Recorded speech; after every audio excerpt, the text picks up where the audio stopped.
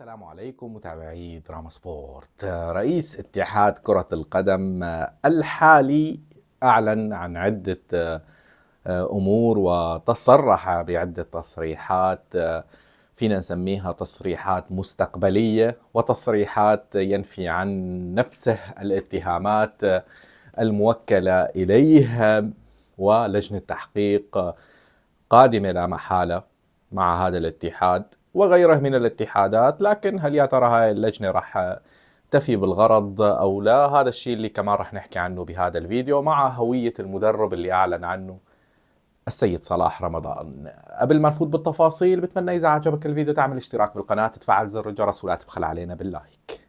يلا على التفاصيل.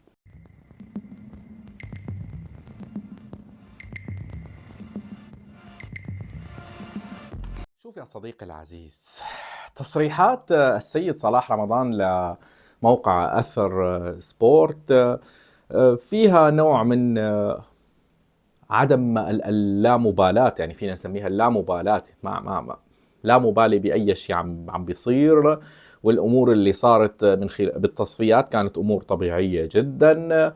وكمان في نوع من إنه أنا ما عملت أي شيء غلط، كل شيء عامله صح، وانتوا اللي عم بتتابعوا انتوا غلطانين. انا هيك فهمت من تصريحات السيد صلاح رمضان. والبداية من موضوع لجنة التحقيق، لأن قال نحن مستعدين للجنة تحقيق تحقق معنا بكل شيء أو بكل ما يخص اتحاد القدم خلال الفترة اللي تولوا فيها المناصب. وقال بأن نحن إذا بحثوا بموضوع الأموال فرح يلاقوا بأن ما تم أخذ أي مال غير مشروع من حساب اتحاد كرة القدم، وإن بالعكس الاتفاقيات اللي عاملينها مع الاتحاد السعودي أو الاتحادات السابقة مع الاتحاد الإماراتي والقطري كانت اتفاقات جيدة، بالعكس ممكن حتى خزينة الاتحاد ارتفعت فيها الأموال.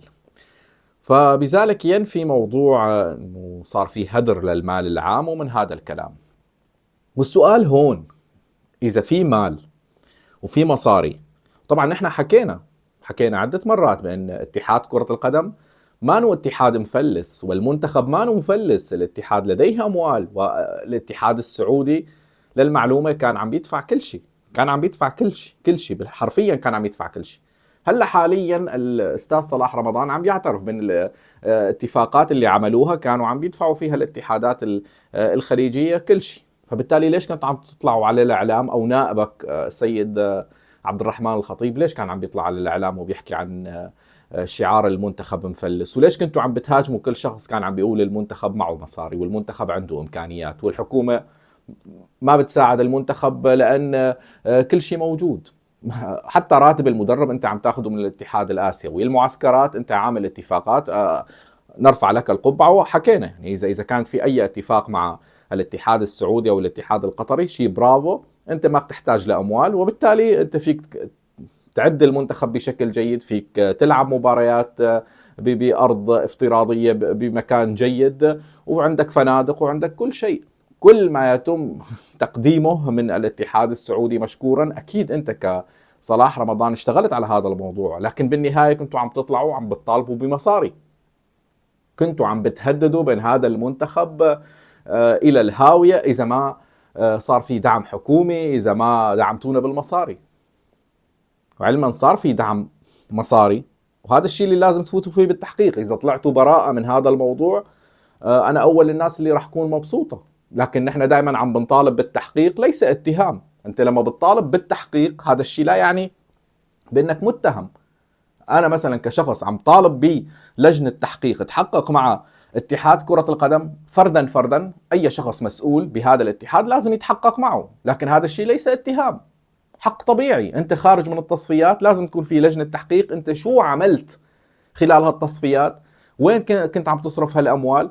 امور عاديه وطبيعيه، ليش ماخذينها يعني وكانها معركه؟ اطلاقا ما انها معركه ولا حرب، هي مجرد انك انت لازم بالفعل طالما كنتوا عم تحكوا عن موضوع مصاري وانه بحاجه مصاري، شو كنتوا رح تعملوا بهالمصاري؟ شو كان الهدف من هالمصاري؟ هذا الشيء اللي لازم تكون فيه لجنه تحقيق. ولازم كمان حكينا عن موضوع لجنه التحقيق سابقا، بان في لعيبه اخذوا عقود، تم توقيع عقود مع هاللاعبين، فهذا الامر اللي لازم تاخذوه بعين الاعتبار. لازم تاخذوا كمان يعني بعين الاعتبار الشيء او لازم حتى يتحقق ويتم التواصل مع عمر خريبين، لازم يتواصلوا مع ايهم اوسو، لازم يتواصلوا مع محمد عثمان، مو الاتحاد. لجنه مختلفه تحكي مع اللاعبين شو صار خلال الفتره الماضيه. طبعا انت عمر خريبين ما سافر الى المانيا بالاساس، كان موجود بسوريا، وانتوا اعلنتوا او وافقتوا على عدم استدعاء عمر خريبين لان عنده عذر موجود بالمانيا. طيب هل يا ترى فيك تعاقب عمر خريبين؟ ما فيك، لان بالمختصر طلبات عمر خريبين كانت نفس طلبات بعض اللاعبين، وهو كان بيحكي باسم اللاعب المحلي او اللاعب غير المغترب. فبالتالي انت لازم تحقق مع عمر خريبين ليش ما اجى على دعوة رسمية من المنتخب. وتم التواصل مع عمر خريبين انه تعال مشان الله يعني على الاقل لعب مباراة اليابان تواجد، لا تعملنا هاي المشكلة. ما حليتوا هاي المشكلة من الاساس، من البداية كانت في مشكلة، من مباراة ميانمار كانت في مشكلة. فاي شخص بيطالب بلجنة تحقيق ما عم يتهمك، ما في اتهام. انت كاتحاد صار هذا الشيء بالاتحاد الاردني، صار هذا الشيء بالاتحاد الفلسطيني، بالاتحاد لجنة تحقيق لحتى يتم التحقق من الشيء اللي انتم عملتوه. مين راح يحاسب اتحاد كرة القدم؟ انا بدي افهم مين الجهة المسؤولة عن محاسبة اتحاد كرة قدم. الاتحاد الرياضي العام كمان لازم يفوت بلجنة تحقيق.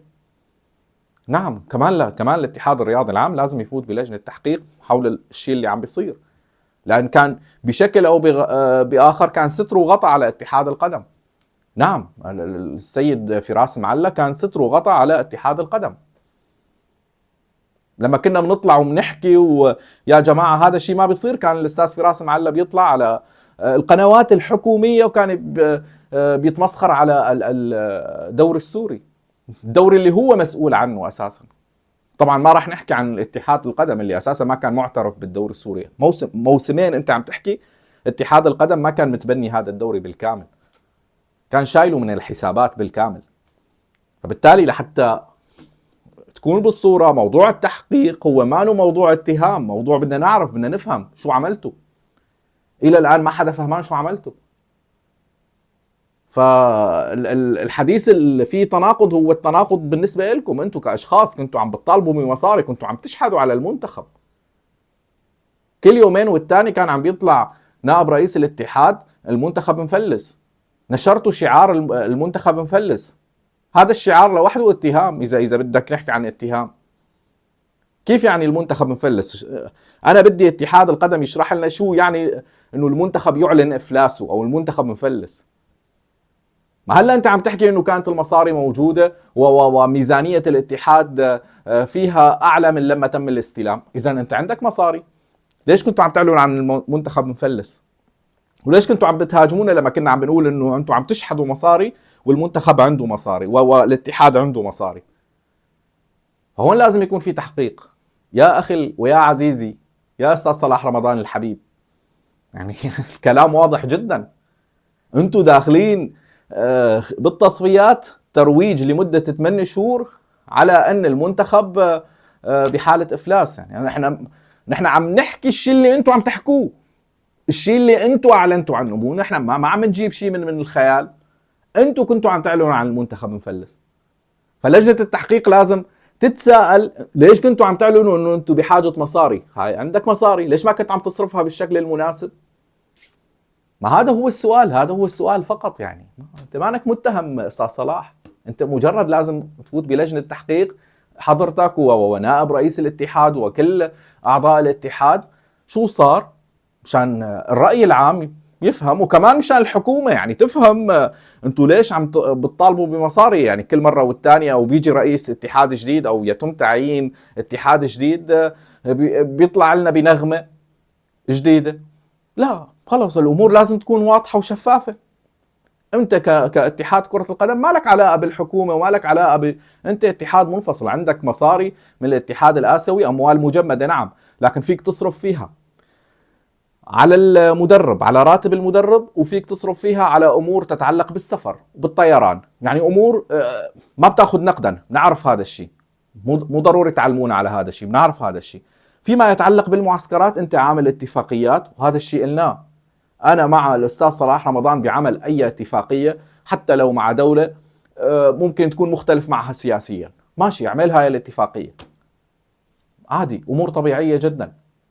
لكن بالنهايه انتم كنتوا عم تطلبوا مصاري، هذا الشيء اللي لازم يفوت بالتحقيق ولازم تاخذوه بعين الاعتبار. بالنسبة لهوية المدرب، فأعلن رئيس الاتحاد بأن الموضوع راح يكون يتعلق بمدرب أجنبي، ما راح يكون في مدرب محلي للمنتخب الأول. ولا زلت عند موقفي، نعم أنا مع المدرب الأجنبي، جيب هذا المدرب الأجنبي، بس مين راح يكون مدير المنتخب؟ مين راح يكون مدير المنتخب؟ مين راح يشتغل بالرياضة السورية؟ مين عم بيفهم بالرياضة السورية؟ مين المخول أساسا لاختيار المدرب الأجنبي؟ مين من أعضاء اتحاد كرة القدم عنده القدرة على اختيار مدرب؟ مع احترامي يعني للجميع، هل في أشخاص مؤهلين لاختيار مدرب؟ مين هو المدرب اللي راح تختاروه؟ مو لازم بالأول نشوف مين راح يكون مدير المنتخب، ولا يعني موضوع مدير المنتخب خلاص محجوز؟ إذا كان محجوز مشان نعرف، يعني مشان نعرف إنه هذا المدرب الجديد اللي راح يجي راح يفشل. يعني إذا معتبرين التأهل لكأس آسيا 2027 هو الهدف، والتأهل لهاي البطولة هو الإنجاز، فعلى الدنيا السلام. على الدنيا السلام، كل المنتخبات الجيدة والمتوسطة راحت لبطولة كأس آسيا، وراح يلحقوها بقية المنتخبات مثل فيتنام وتايلاند ولبنان. بس انت يعني هذا الشيء ما راح يكون انجاز بالنسبة للمنتخب الفيتنامي على فكرة، يعني ولا راح يكون انجاز للمنتخب التايلندي. اذا انت اعتبرت التأهل بدك تجيب مدرب فقط حتى تتأهل لكأس آسيا بال 2027، بدك حل مدير منتخب، بدك حل بموضوع اتحاد كرة قدم، بدك حل بكل شيء. يعني فلا تحكوا من فوق الاساطيح. خلص يعني تعبنا نحن كمشجعين، كناس عم بتتابع المنتخب، تعبنا من هذا الكلام اللي فيه استهزاء بعقل اي شخص عم بيتابع كرة القدم. تعبنا 8 شهور وانتم عم بتروجوا لامور واوهام واشياء ما انت كنت عم بتروج نائبك، لكن انت كنت عم تسمح له هذا الشيء. لا اعذرنا استاذ صلاح رمضان، يعني انت اذا كنت رئيس الاتحاد وما كنت عم تحكي شو نائبك كان عم يحكي، فبالتالي يعني لازم تاخذوه بعين الاعتبار. لما بنحكي عن شخص، نحن ما عم نحكي عن شخص، نحن عم نحكي عن اتحاد القدم ككل، ما عم نتوجه لشخص معين. يعني ما عم نتوجه لك كرئيس اتحاد ولا نائب رئيس الاتحاد ولا محي الدين دولة ولا اي شخص كان. فبالتالي اذا بدك تجيب مدرب اجنبي جيب قبله مدير منتخب. ما فيك تجيب مدرب اجنبي، ولا فيك تختار مدرب اجنبي مشان تكون بالصورة. بتمنى يعجبكم الفيديو، تكونوا بصحة وخير وسلامة.